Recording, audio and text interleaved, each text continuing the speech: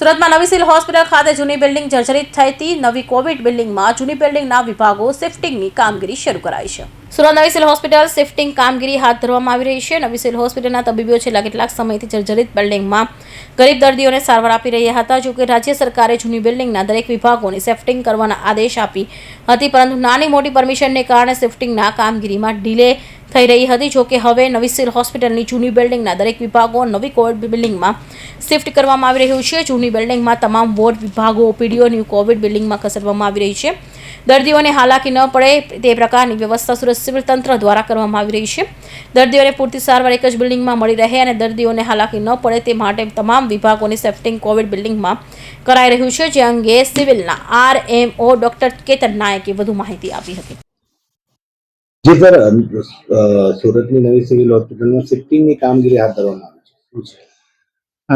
આપ જાણો છો તેમ નવી સિવિલ હોસ્પિટલનું જે જૂનું બિલ્ડિંગ છે, જે લગભગ 55 વર્ષ જેટલું જૂનું થઈ ગયું હતું અને લાંબા સમયથી એ સરકારશ્રીના પ્લાનમાં જ હતું કે ઝડપથી નવું બિલ્ડિંગ બનાવવું જોઈએ. પણ નવું બિલ્ડિંગ બને ત્યાં સુધીના સમય માટે પેશન્ટની જે વ્યવસ્થા કરવી જરૂરી છે, એ આપણી પાસે એક્ઝિસ્ટિંગ 2 બિલ્ડિંગો ઓલરેડી કેમ્પસમાં હતા, જે એક સ્ટેમ સેલ બિલ્ડિંગ અને એક કિડની બિલ્ડિંગ છે, જે PMSSY અંડરમાં બનેલું હતું.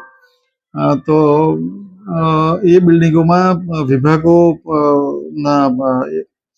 કયા વિભાગો ત્યાં જાય એ પ્રકારની નક્કી કરવામાં આવ્યું. સ્ટેમ સેલ બિલ્ડિંગમાં ગાયનેક અને પીડિયાટ્રિક વિભાગ મેજોરિટી નક્કી કરવામાં આવ્યું. ત્યાં એની ઓપીડીથી માંડીને ઓપરેશન થિયેટરથી માંડીને તમામ વ્યવસ્થા ત્યાં રહેશે. ત્યાં વધુમાં ઓપ્થેલ્મોલોજી વિભાગ અને પ્લાસ્ટિક સર્જરી વિભાગ પણ ત્યાં શિફ્ટ કરવાનું છે. કિડની બિલ્ડિંગ છે, જ્યાં ઓલરેડી મેડિસિન અને પલ્મોનરી મેડિસિન વિભાગ કાર્યરત છે. ત્યાં સર્જરી, ઓર્થોપેડિક અને ENT વિભાગને શિફ્ટ કરવામાં આવશે. ત્યાં એમનું ઓપરેશન થિયેટર સહિત ત્યાં આગળ એ કાર્યરત થશે. એટલે જૂના બિલ્ડિંગમાં કોઈ પણ પેશન્ટ કે કોઈ પણ વિભાગ રહેશે નહીં, બધું જ ખાલી કરવામાં આવશે આવનારા ટૂંક સમયમાં.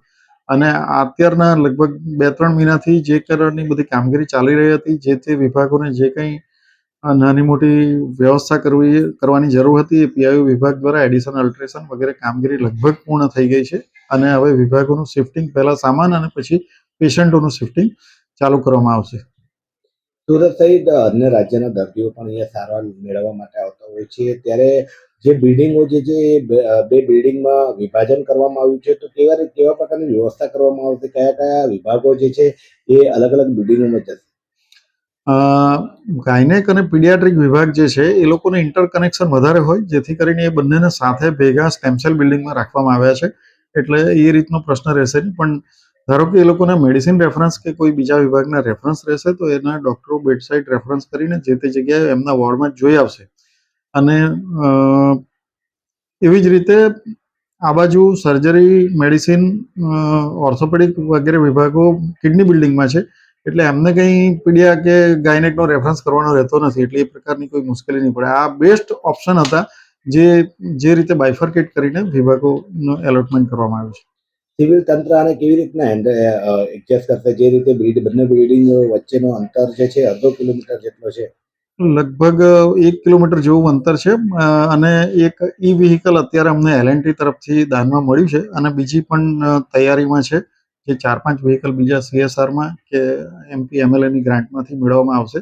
અને 2 બિલ્ડિંગો વચ્ચે વાહન વ્યવહાર એ રીતે સ્ટાફ કે ઇવન જે બેસી શકે એવા દર્દીઓ માટે છે. અને તદુપરાંત અમારી પાસે લગભગ 7 એમ્બ્યુલન્સ છે, જે ફેરવવામાં આવશે.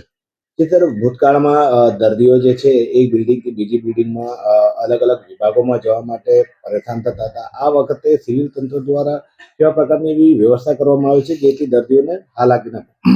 આ વખતે આપણે એ રીતની અમુક વ્યવસ્થાઓ કરવામાં આવી છે કે લેબોરેટરી ફેસિલિટી પણ સ્ટેમ સેલમાં જ રાખવામાં આવે. રેડિયોલોજી જનરલી જે શિફ્ટ કરવાના હોય છે, તે CT સ્કેન માટે કે સોનોગ્રાફી માટે કહીએ તો એ તમામ એક્સરે, તો એ તમામ વ્યવસ્થા સ્ટેમ સેલ બિલ્ડિંગમાં છે જ.